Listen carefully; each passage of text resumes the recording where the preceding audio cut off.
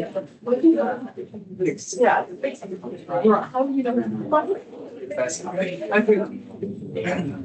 What do you know?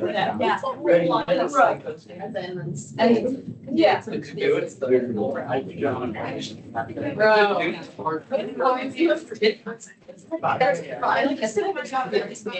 Okay, if you can turn to page 27. Sorry I've been out this week, but I do want to kind of recap some of the things that I know you've been trying to follow along with the videos, but these are important concepts, so I want to kind of run through them with you. This is starting on page 27. So we learned power rule. So power rule, we know, is going the opposite direction of derivatives, antiderivatives. But we also talked about how eventually we're going to have a much more efficient way of finding area rather than going through the whole limit definition of area. And this is what we're going to do here. This is called the first fundamental theorem of calculus.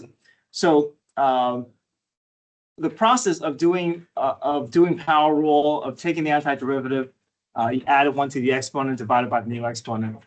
That is, in effect, changing from lowercase f to uppercase f. So this is the whole process of antiderivative here. And we're going to learn all these antiderivative rules. We did it with trig. We did it with power rule. So that lowercase f to uppercase f is that process of antiderivative. Now, when you do that process and you plug in your upper bound minus lower bound, this will give you the area of a shader region under this original f of x graph.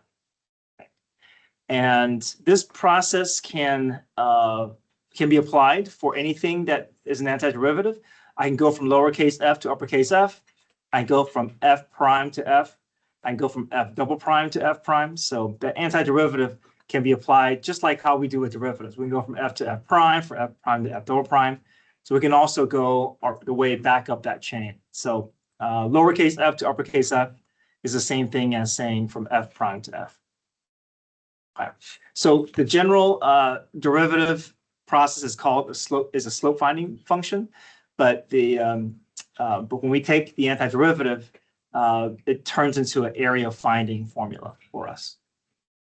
Okay. The examples that you saw on the review or on the notes were that whenever you see an antiderivative with bounds, that's the last thing that you do. You're never going to involve the bounds at the very beginning of the problem. We first have to turn this into something that is an area finding formula before the bounds can be involved. So make sure, but a lot of students want to involve the bounds first because we see, we read from left to right. So that's the first thing that you see.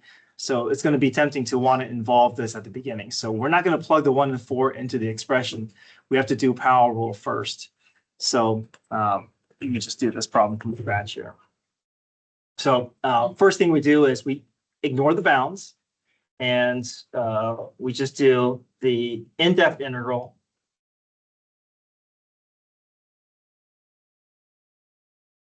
So 3x squared becomes 3x cubed over 3. 4x becomes 4x squared over 2. And then minus 1 becomes x, right? We're increasing the bound, increasing the exponent by 1. And once you've taken the antiderivative, there's no plus c for definite integrals because the plus c will just wash out. And we have the antiderivative, so it becomes x cubed plus 2x squared minus x.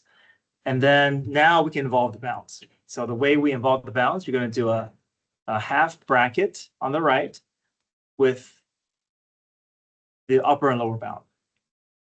And so what we've achieved is we've converted our lowercase f to uppercase f. We've taken the antiderivative. So we added 1 to the exponent divided by the new exponent.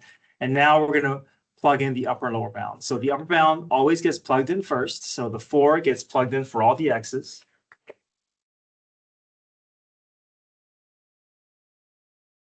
And then we do minus parentheses and then we repeat the same process for the lower bound. So.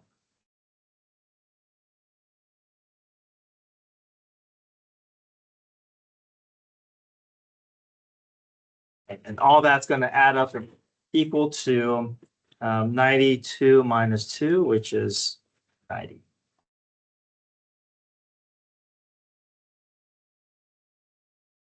Okay, so whenever you see bounds involved, you always ignore the bounds to begin with. You do whatever calculus process is required.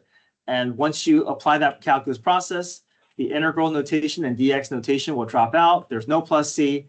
And you're just going to do a half bracket to indicate that you're ready to involve the bounds. Top bound gets plugged in first, minus, then the lower bound gets plugged in. And that number is related to the area between the graph and the x-axis. But even though this is area related, sometimes it's not quite getting us the area that we associate with. So here's an example of that process. Let's say we have the integral, definite integral from -2 to 1 of 2x dx. If we do power rule, right, 2x becomes 2x squared over 2. The 2's cancel out. And then we plug in our upper and lower bound. Upper bound gets plugged in first, so 1 squared minus -2 squared, which is 1 minus 4, which is -3. And this doesn't quite make sense for us in terms of, wait, how can that -3 be an area value? It's more of a displacement value. It is involving area, but what happens is that there's more parts of the graph that shows up below the x-axis than above the x-axis. And so what happens is there's more accumulation of negative y values than positive y values. And so when those two combine, we have a net negative, because this ends up being -4. This ends up being +1. So -4 plus 1 is -3.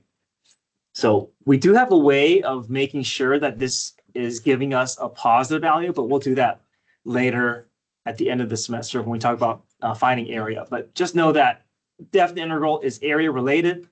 But if you have portions of the graph that's below the x-axis, then you're going to get accumulation of negative y values. So this is more displacement than area. But if everything is above the x-axis, then it will return us area.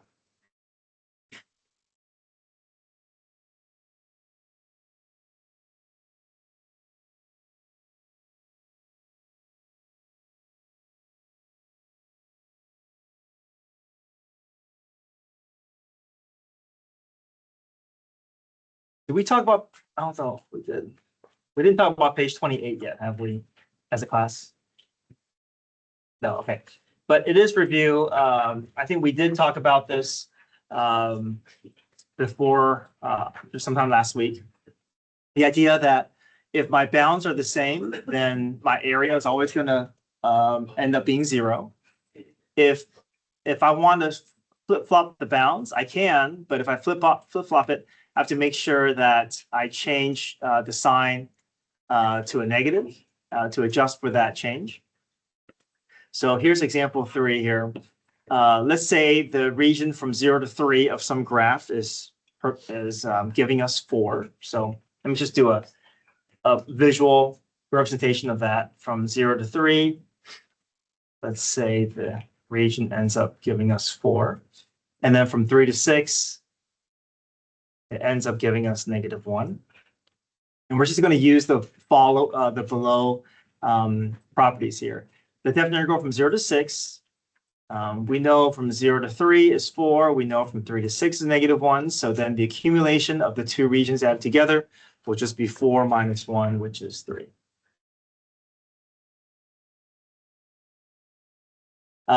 The bounds from 6 to 3, I have something related. That is from 3 to 6. So if I flip the bounds, I got to change the sign. So when I change the sign, this ends up giving us -1, and 2 negatives makes positive, so +1. Again, if the bounds don't move, that means I haven't created an area at all, which means my region is going to be 0. And this one we have to be careful about because anytime we see a plus or minus, we need to think of these as two separate problems. So there's an integral from 3 to 6 of -5 f of x dx. And there's also another 3 there, and that 3 is not by itself. It's still under that umbrella, under that integral notation. So this one, we have a property for, because from 3 to 6, our region is -1. But this is its own power rule problem. So we got to treat that like a separate problem. We can't just tack on 3 to this answer. This is going to be its own separate problem. So 3 becomes 3x through power rule. And then we plug in our upper and lower bound, which is 18 minus 9, which is 9. So this ends up giving us -5 times -1. So 5 plus 9 is 14.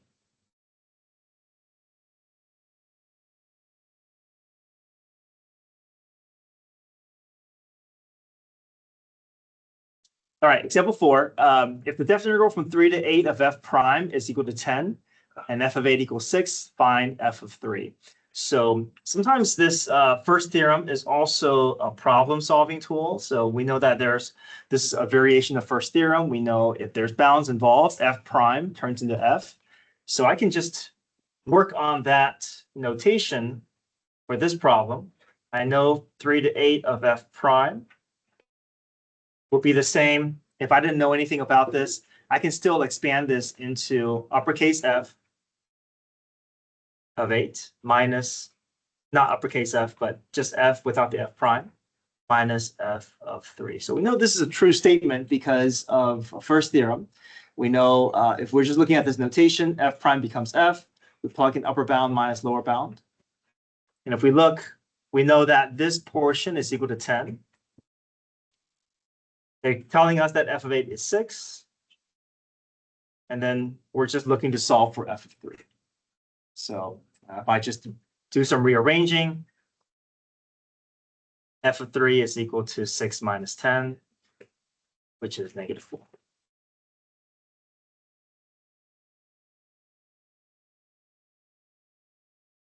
The area is given, for example, 5. But if I want to find the definite integral from one end to other end, we just know that if there's definite integral involved, just keep in mind that anything below the x-axis is an accumulation of negative y values. So we're going to get a negative displacement here. So 10 minus 2 plus 3 will give us 11.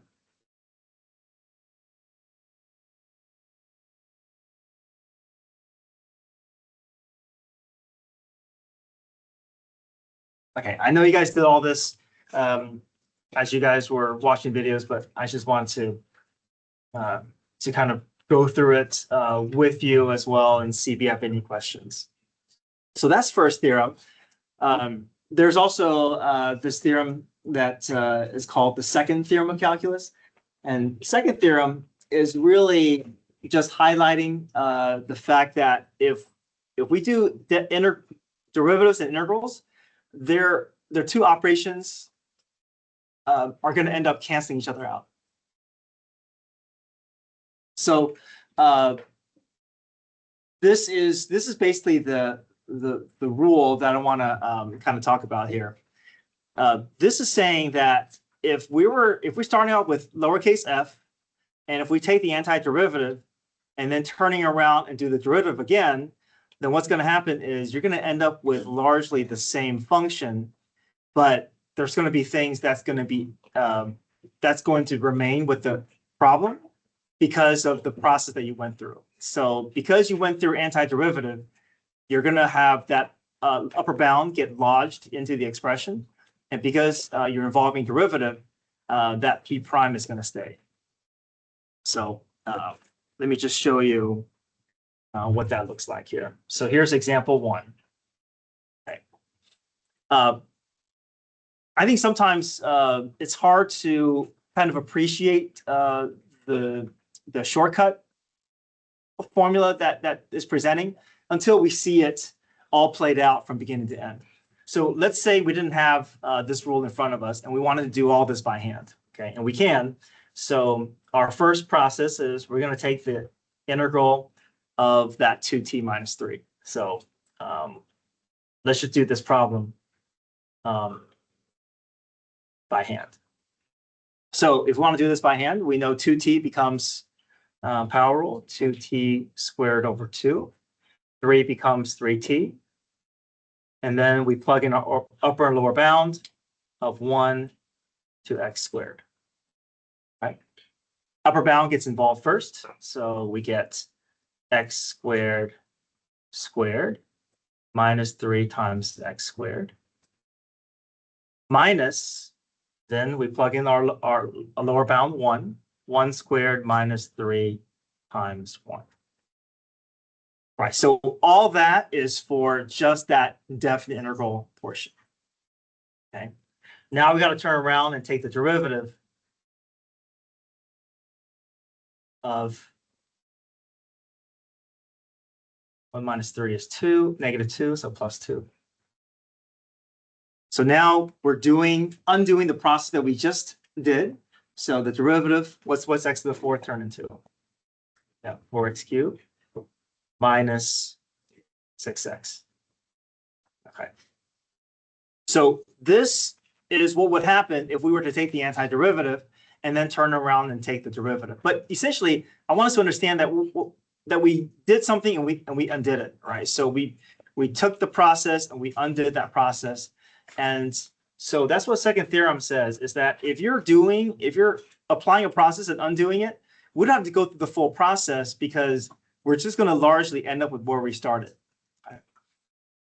So what second theorem says is this, is that all you need to do, instead of doing the full process and undoing it, just plug the upper bound into the function, in for t, and ignore the lower bound. The lower bound is a constant. That constant is going to end up washing away.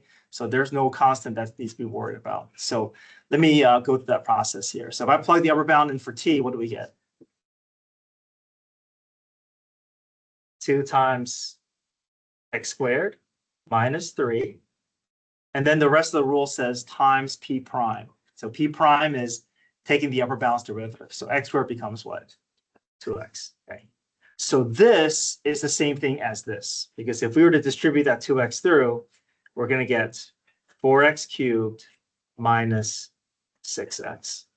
So I went through these two processes to show you that if you see two opposing operations, rather than doing the full process and then undoing it, just follow through with this shortcut rule. And the shortcut rule just says, plug the upper bound into the function and multiply it by the upper bound's derivative. I know this kind of looks like chain rule, but it's not really chain rule. It's the fact that that we're just applying a process and undoing it. And this is what happens when you do that. And it's basically a shortcut way of, rather than having to go through a full process and undoing it, we can jump the step because we know that we're going to come back to where we started, but there's just going to be a little bit of leftover that's going to have to be involved.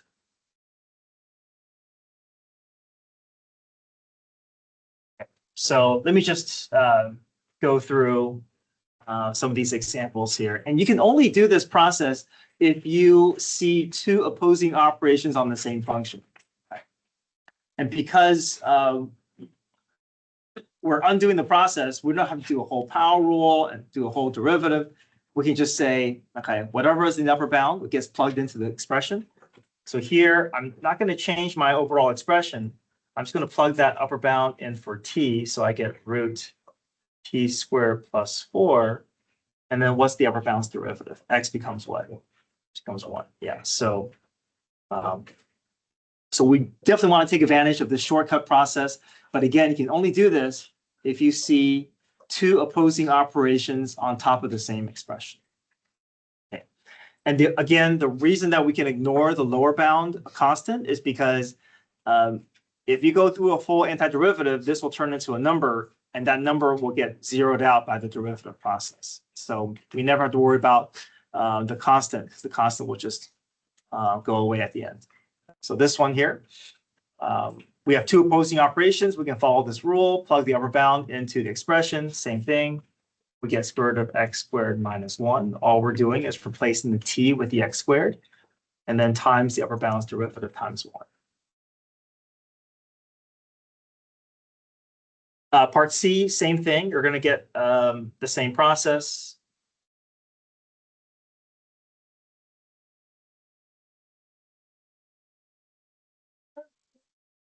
Oh, sorry. That should be 2x. My bad. So sorry, I thought this was still x here. So plug the upper bound into the expression, into the variable expression, and then multiply it by the upper bound's derivative. So x squared becomes 2x. Thank you. Part D. Yeah, part D. If the bounds are flipped and you want and we want that upper bound to be the variable and the lower bound to be the constant, you can change the bounds so that we have a rule that fits our problem a little better, and then repeat the same process. So upper bound gets plugged in for the expression, and then times the upper bound's derivative.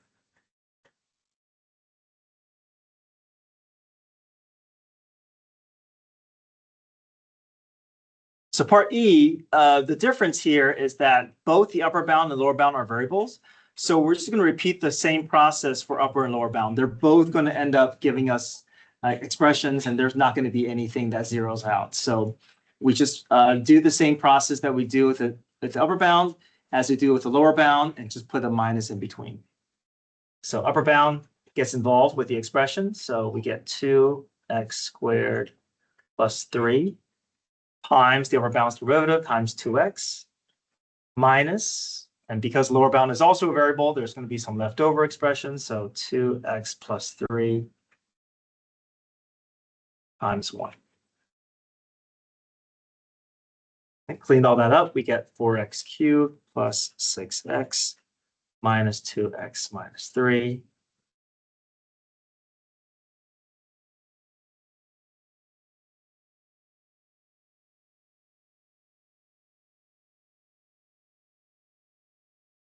Okay, so that's second theorem. Any questions? Okay. Let's go to page 31. This is average value theorem. So average value theorem,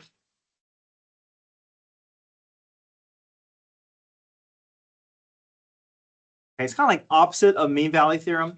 The whole idea is we're essentially looking for the average height amongst all the heights on the graph. So the process that we're going to go through is we're going to find the area of the region that's given by this process here. That's the area. Then we're going to divide by the width.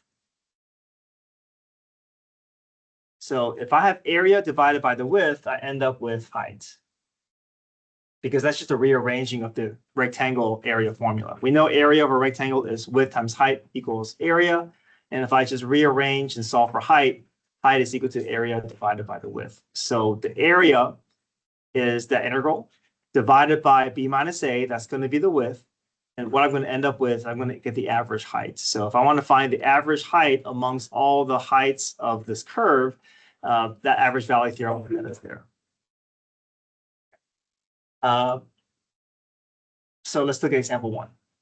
Find the average value of the function from the interval from 2 to 5. So here's our formula.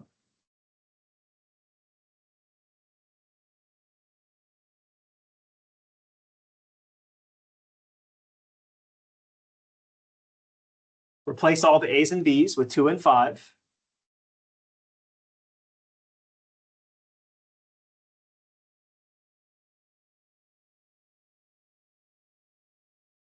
And again, you want to go from right to left. So I know that we read from left to right normally, and we want to, a lot of students want to go ahead and plug the upper and lower bound into the expression. But remember, the upper and lower bound is for the antiderivative, not for the expression here. So, I mean, if you wanted to, you can clean up that 1/3.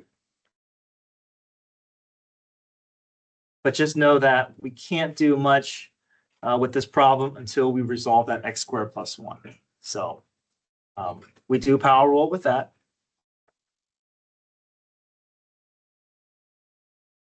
And then we can plug in the upper and lower bound.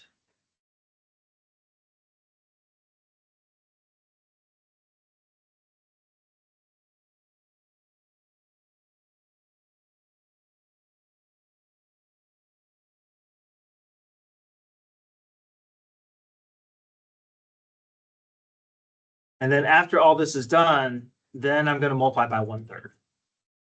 So essentially I'm just doing the definite integral and then not forgetting about that 1/3 at the end. So in my calculator, all that ends up giving me 126/3. And then if I divide that by 3 or multiply by 1/3, that'll give me the average height,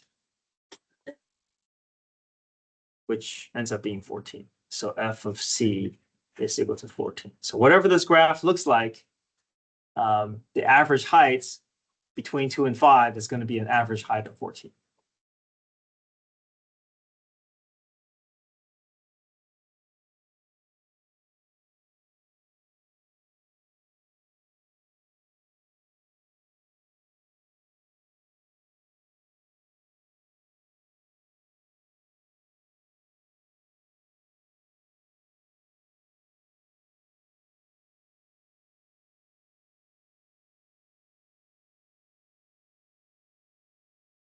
Okay, any questions with first theorem, second theorem, or average value theorem?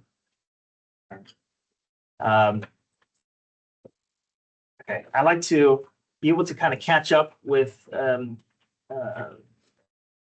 lesson here. So if we can go to page 37.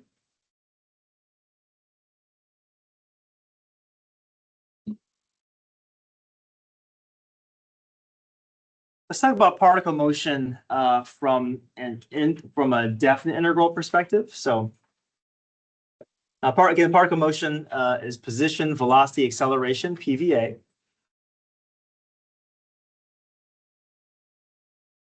Page 37.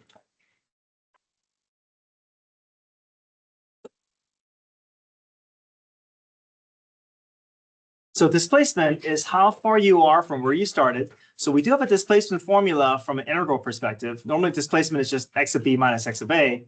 But if you're starting with velocity, it's the integral or the definite integral of velocity, where v of t is the velocity function.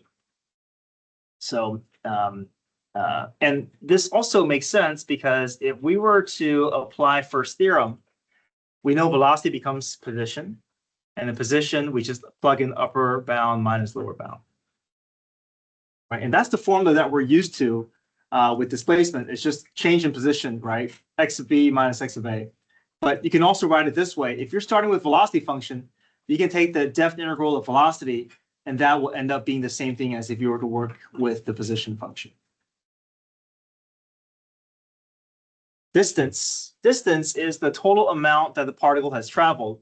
So it's basically the definite integral with absolute value bars around velocity. And that indicates that we can protect all the negative regions as positive and just turn everything negative to be positive. So suppose the graph represents an object velocity function. The number inside represents the area of that region. So based on this graph, the displacement from A to B will be the integral from A to B of d of t dt. And we know that if we're doing displacement, we're going to be keeping the track of all the signs that's involved. That means you're moving right 10 units. That means you're moving left 2 units and moving right 3 units. So you're going to get 10 minus 2 plus 3, which is 11. So between A and B, we made a net gain of 11 units to the right. But the total distance will be A to B, absolute value bar just around the velocity function. And now you're basically counting your steps. So that means everything that's negative is still considered as a positive value. So here 10 plus 2 plus 3 is 15. We've only made a net gain of 11, but in total, we've taken 15 steps. That will be our total distance.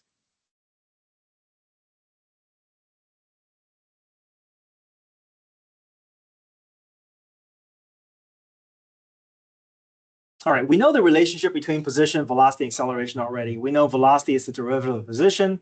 We know acceleration is the derivative of velocity. But we can also go the other direction, right? We know how to go from function to derivative to second derivative. But if you're starting at the second derivative, you can make your way up the chain as well. So if I'm starting with acceleration, if I take the antiderivative of acceleration, that's going to bring me back up to velocity plus c, because this is an indefinite integral. Likewise, if I'm trying to go from a to b of under b of t dt, sorry, without the a and b, my velocity will, antiderivative of that will bring me up to position.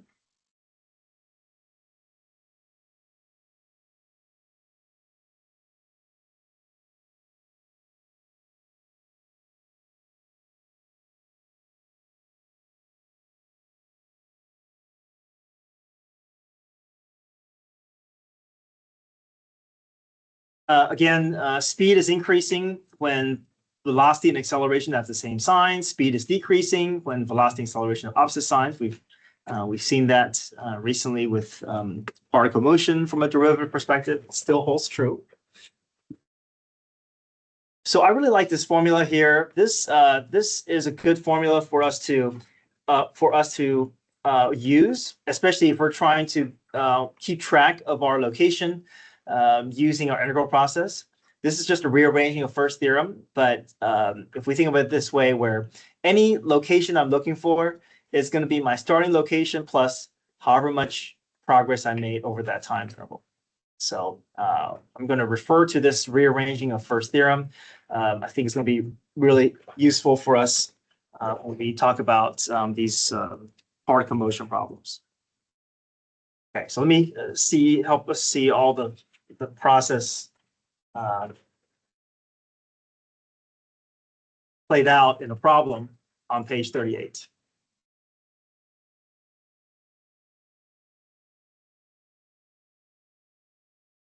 So we're given the velocity function, which means that anything, the curve is representing the velocity of this object. Anything below, he's moving to the left. Anything above means he's moving to the right. Anything on the x-axis means that he is basically at rest. It says particle moves horizontally, so that's velocity from 1 to 9 are given. It's a differentiable function, so it's a smooth curve. Velocity is 0 at 1, 3, 7, and 9. So we have velocities of 0 at these x-intercepts, and horizontal tangents at 2, 5, and 8. So that indicates that this graph is going to smooth out and have a slope 0 at 2, 5, and 8. The areas of the regions are 2, 3, and 6. So, but I'm going to adjust for the fact that the direction of this motion. So I'm going to say -2 because it's below the x-axis, +3 above the x-axis, and -6 below the x-axis. That means overall, after everything is said and done, he's moved to the left 2 units. He's going to stop. He's going to move to the right for 4 seconds, and then he's going to cover a distance of 3 units. He's going to turn around, go left for another 2 seconds, and he's going to cover 6 units in the opposite direction. Part A says create a sign line for velocity and acceleration. So I'm going to create a sign line for velocity. Velocity is just where my graph is above and below the x-axis. Above is positive velocity, below is negative velocity. So my intercepts are 1, 3, 7, and 9. I start off below the x-axis, so negative velocity, positive velocity, and then negative velocity.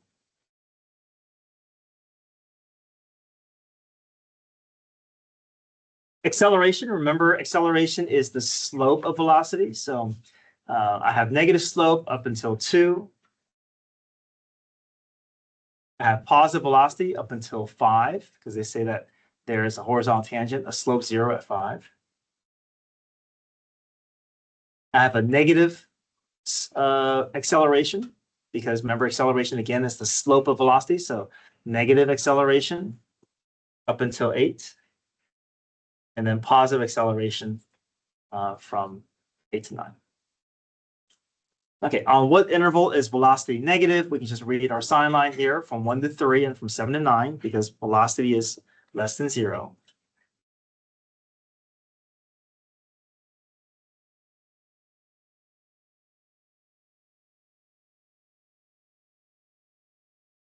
On what interval is acceleration positive? So we can just read our sign line here, 2 to 5 and from 5 to 8.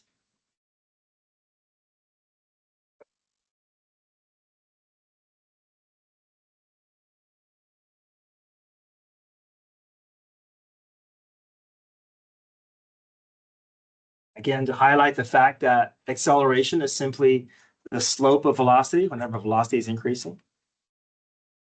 Okay, from 5 to 7 is the speed of the particle increasing or decreasing. So from 5 to 7, if we want to talk about speed, we got to compare what? Compare signs. So from 5 to 7, what do you notice between 5 to 7? Opposite signs, therefore, speed is what? Decreasing, right? Okay. What about from 7 to 8? Signs are what? The same, therefore speed is increasing. Yeah. Okay. What's your angle C? Would it be increasing from 8? 5 to 2 to 5, 8 to 9. Sorry, I wrote down 5 to 8. Thank you.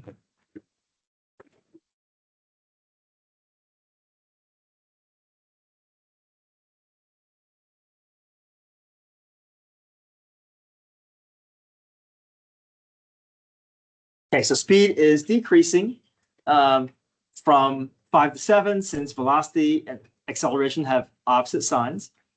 And then from 7 to 8, speed is increasing since velocity and acceleration have the same signs.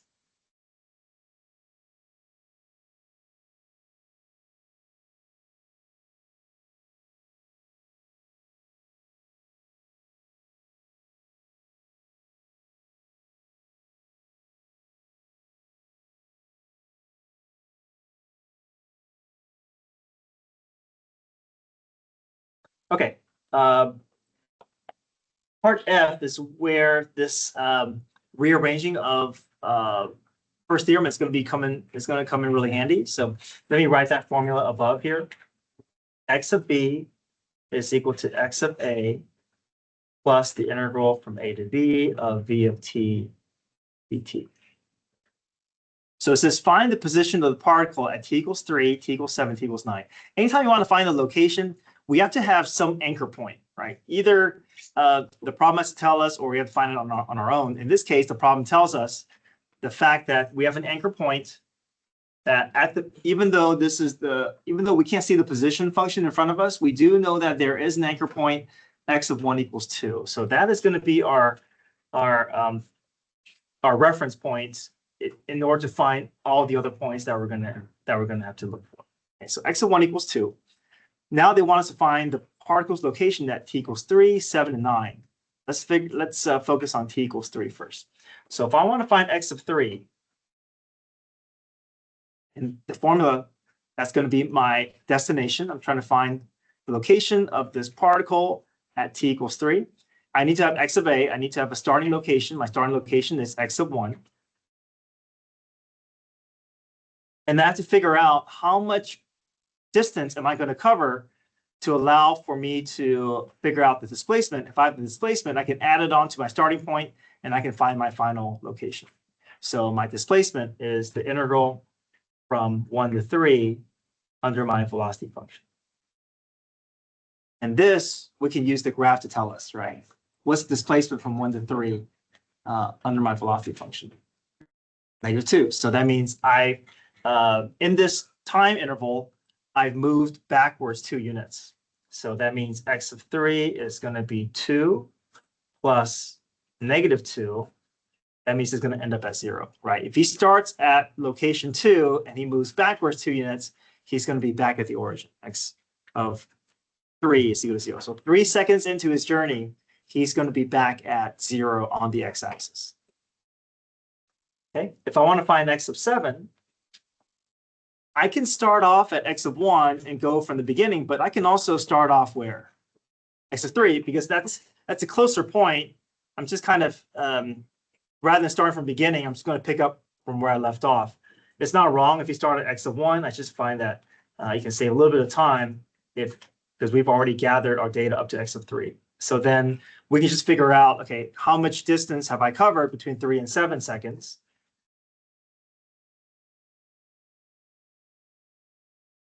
And how much progress has he made in this time interval? 3 to the what?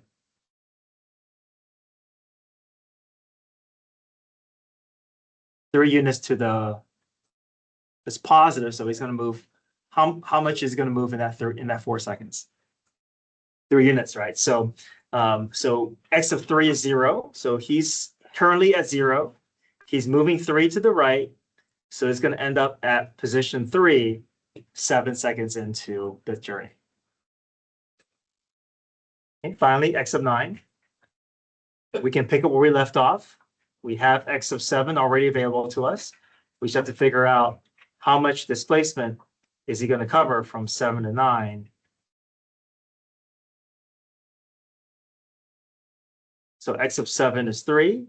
And then from 7 to 9, he's going to cover how much distance? 6 units to the left. So minus 6, he's going to end up at -3 on the x-axis, 9 seconds in.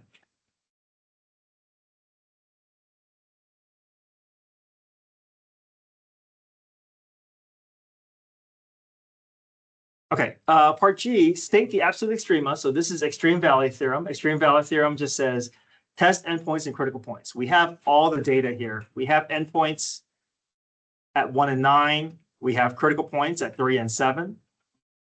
So between all of those points, we can compare between 2, 0, 3, and -3. We can see that our max is 3 and our min is -3.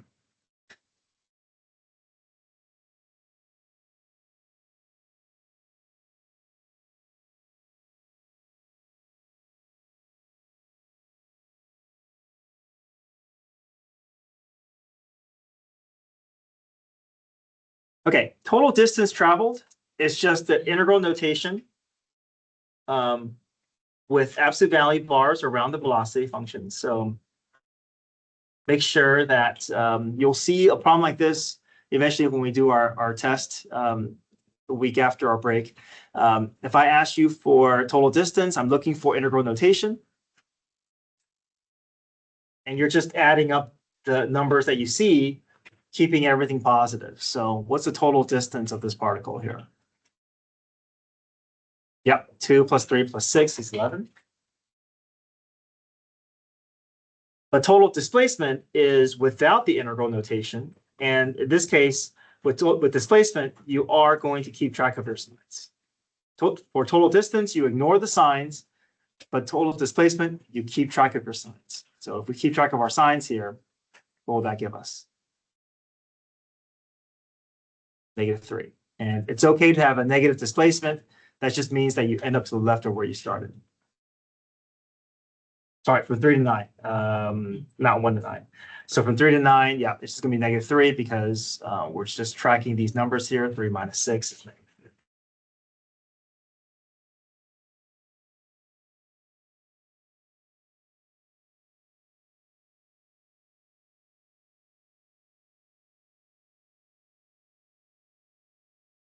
Okay, sorry if it feels like I'm moving really fast. I just want to catch up, but let me just do 1 or 2 examples and then we'll be done. I'm not going to give you any homework tonight. Just happy that we can kind of get back on track with our plan. Okay. So page 39.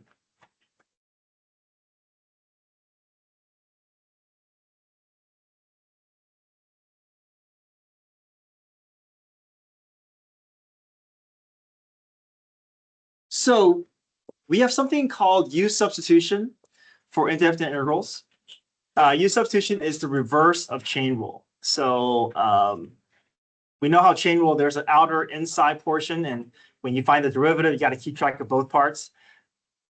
So chain rule is pretty straightforward as long as we know what expressions we're looking at. But imagine having to put it back in place. It's a little bit harder to keep track of what needs to be put back in place if we're trying to undo the chain rule. So we have used substitution to kind of help keep track of the things to allow us to know how to put things back to where it began. So here's an example here. Sine of 3x. If I ask you for the derivative, you know there's chain rule. You know sine of u becomes cosine of u times u prime. So sine of 3x becomes cosine of 3x times 3. So the derivative is 3 cosine of 3x. What that means is that if I take the in-depth integral of 3 cosine of 3x, that must bring us back to sine of 3x. So the issue is that we can see that cosine of 3x turns back to sine of 3x, right? We can work that out because we know that we're just undoing it. But how do we know that we need the 3 there in order for it to not be there anymore, right? And keeping track of that constant or knowing where that, how do we know that the 3 just disappears? It makes sense if we go from sine of 3x to f prime, but it's a little bit harder to kind of go backwards and realize that 3 is going to disappear if we take the antiderivative. So if we go through use substitution, we can kind of allow us to track the different parts that need to be put in place. So if we are doing a problem like example 2, and if we realize that power rule is too difficult to manage because either the power is too great or it's very difficult to do, then we go through this process called use substitution. And use substitution basically converts this into an easier problem for us to solve. So the first thing that you do is you identify the u value. And the u value is always going to be the expression inside a set of parentheses. Sometimes it's going to be more difficult to find, but for now, it'll be easy to find. You find the set of parentheses, and that'll be where your u value is. So I want you to underline or highlight that x squared plus 1, and I also want you to highlight that dx. That is our first goal. Our first goal is to replace these in terms of u. We're trying to eventually get this whole thing in terms of u, and again, we're hoping to see an easier problem to solve before we actually solve it. That's the whole purpose. Right now, this feels really complicated. It's hard to see how all this fits, but if we can use a variable to allow for this to be an easier process, then this will be an easier problem to solve. So assign your u value to be what's inside the parentheses to begin with. U equals x squared plus 1. The next step is you're going to find the derivative of u with respect to x. So you're always going to do a du over dx as your next step. And all you're doing is you're finding the derivative. So x squared plus 1 becomes what? 2x. Okay. All right, next up, you're trying to solve for dx. Okay, we're trying to find, we have a replacement for u. We're trying to find a replacement for dx. So I'm going to cross multiply here, and eventually I'm going to get dx by itself. So 2x dx is equal to du. All I'm doing is I'm just cross multiplying there. If I solve for dx, I can do what? Divide by 2x.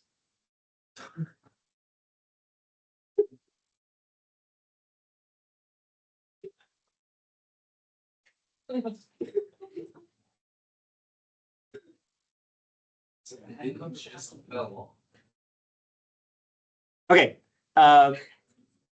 go ahead and make your substitutions.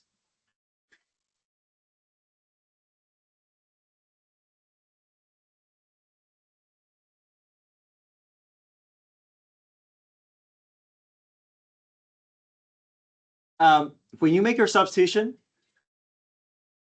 initially, you're going to get parts of it in terms of u, but there may be some parts that are left over. So we cannot move forward unless all the x's have been either resolved or removed. In this case, can the x's cancel itself out? Yes, there's the x above, there's the x below. Cancel that out. But there's a leftover what? Yeah. 2. And that 2 can come out as what? As a 1/2. So u substitution allows us to understand that there's going to be a 1/2 that remains in this process. But the whole point is that we have an easier problem. If you go through your substitution and you end up with something that looks more complicated than what you started with, then something went wrong. You should be staring at an easier integral problem to solve. It's an easier power rule problem to solve. and we're just going to do power rule for that u to the 15th. U to the 15th becomes u to the 16th over 16 plus c.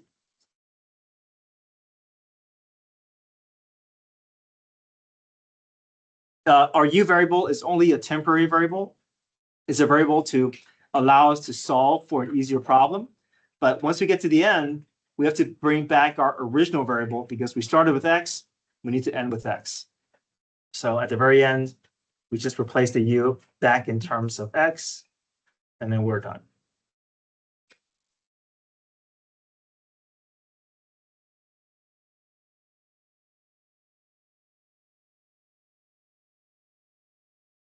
Okay, we'll pick this up tomorrow.